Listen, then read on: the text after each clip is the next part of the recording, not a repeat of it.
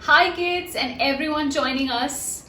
Well, we're kind of skeptical where Bimbo is. He's disappeared down the chimney like we read in the last chapter. Barry here is also kind of worried for Bimbo.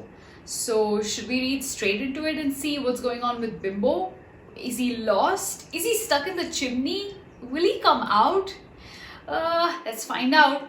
We're reading chapter 15 called The Very Strange Cat. Bimbo was in the chimney. He had fallen right into it and had put out his claws to save himself as he tumbled down and down. He scrabbled against the rough bricks and at last landed on a ledge halfway down the chimney. There was a pile of soot there, so it was soft to fall on. Soot is all of this black dust that gathers when you burn matter, such as leaves, wood, etc. Okay? Bimbo sat there and tried to get back his breath. Soot flew all around him. It got into his eyes, it got onto his whiskers, it fell into his soft fur, and it made it as black as the next door cat's coat. Remember? Bimbo is like this white cat with almond-shaped eyes, and it's got little tips of brown on its nose and the back of its tail. So what's happening? Has Bimbo turned into a black cat now? Will they recognize him? Will the rest of the pets accept him like that? Let's see. Poor Bimbo. He coughed and spluttered and felt very sorry for himself indeed.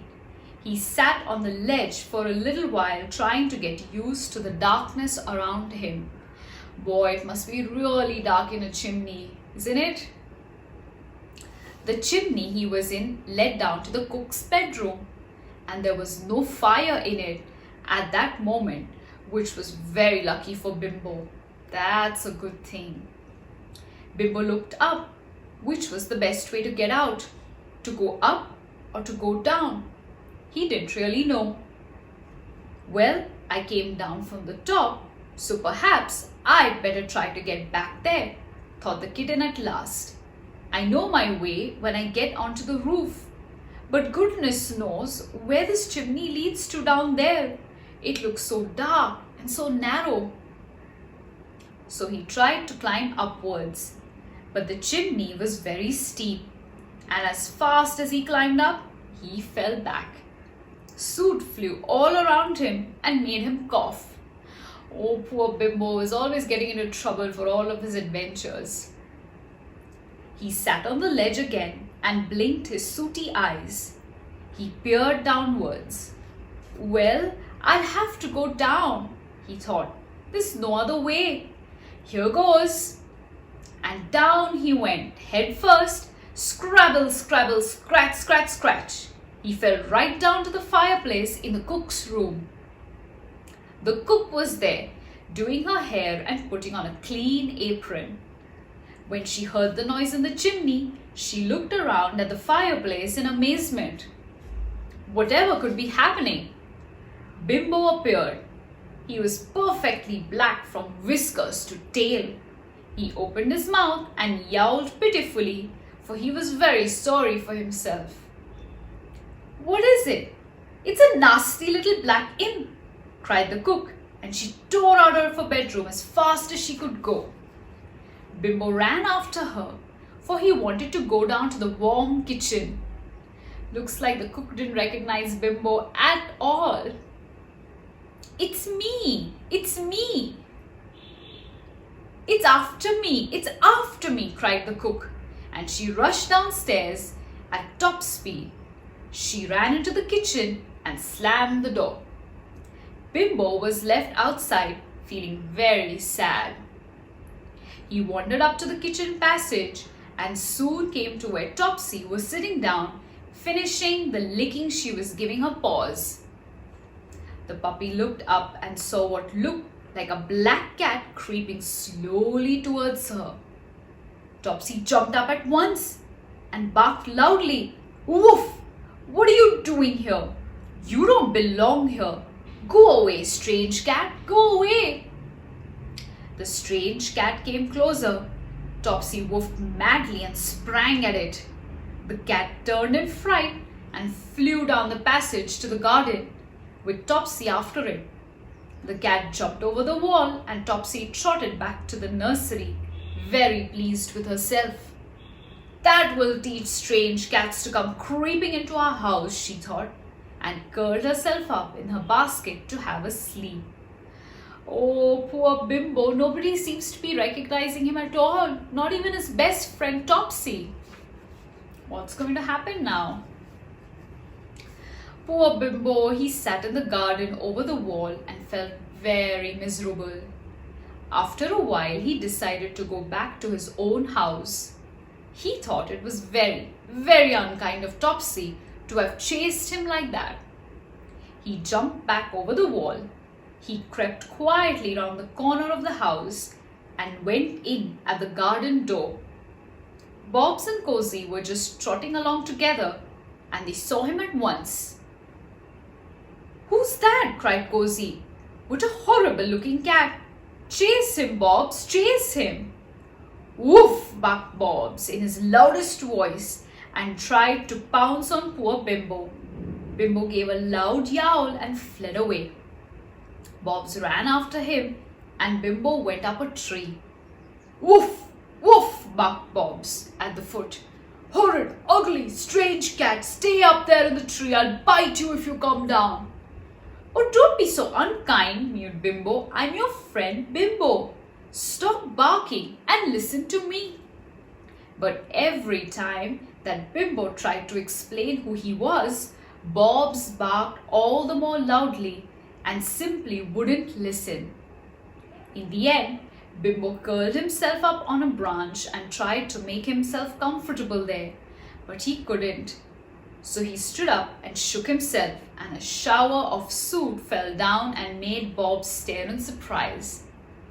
"What a queer cat," he said to himself. "He uses black powder. I'll go and tell Cozy to come and take a look." As soon as Bobs had trotted round the corner, Bimbo shot down the tree, but Bobs heard him and he ran to chase him. How Bimbo ran! He shot away like lightning, with Bobs at his heels trying to snap at his long tail. Bimbo tried to jump up to the top of the greenhouse, but he couldn't reach the glass roof and he fell backwards. Splash! He fell right into the rain barrel at the side of the greenhouse. He disappeared into the water and Bobs looked up in astonishment. He barked to Topsy and Cozy, who were running up. "Cozy, Topsy, that horrid ugly black cat has fallen into the rain barrel. Come and watch him climb out. We can catch him then." So the three of them sat around the rain barrel and waited. Bimbo came up to the top of the water and splashed around a bit trying to get out. He got to the side and climbed up. He shook himself. Bobs and the others looked up at him. They looked and they looked. "Now if this isn't the most extraordinary thing," woofed Bobs. "A black cat falls into the water and a different one comes out." "Magic!" cried Cozy. "It looks to me rather like old Bimbo," said Topsy, sniffing. "What? That drowned cat can't be Bimbo," cried Bobs. No, Bimbo is somewhere down the chimney still." "Meow," wailed poor Bimbo. "I am Bimbo. I am. I'm not a strange, ugly black cat. I'm your own Bimbo. Very miserable, wet and unhappy." "Bones and biscuits! I really do believe it is Bimbo," cried Cozy. "Bimbo, where have you been?" "Down the chimney," wailed Bimbo, "and nobody believed it was me when I came out. The cook called me a black imp and ran away when I landed in her bedroom. And you all chased me and called me names. But I'm Bimbo just the same."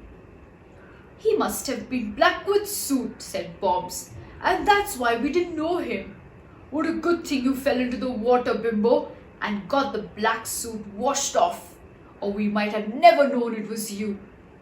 Come along now, we won't chase you anymore." So poor Bimbo, shivering, jumped down, and what a fuss was made of him for the rest of the day. He had all the tidbits out of the dinner dish and the warmest place by the fire. He did enjoy himself. Wow, it was such a relief for Bimbo to finally fall into the rain barrel and have himself washed off the black suit, because nobody was recognizing him. It would be so sad if they didn't know it was Bimbo. Well, Bob should have given him a chance to explain himself, at least tell him who he was. But thank goodness, Bimbo is back. Barry's happy to see Bimbo back in action. And we'll catch you next time with another chapter to see what's happening in Bimbo and Topsy's life. See you then.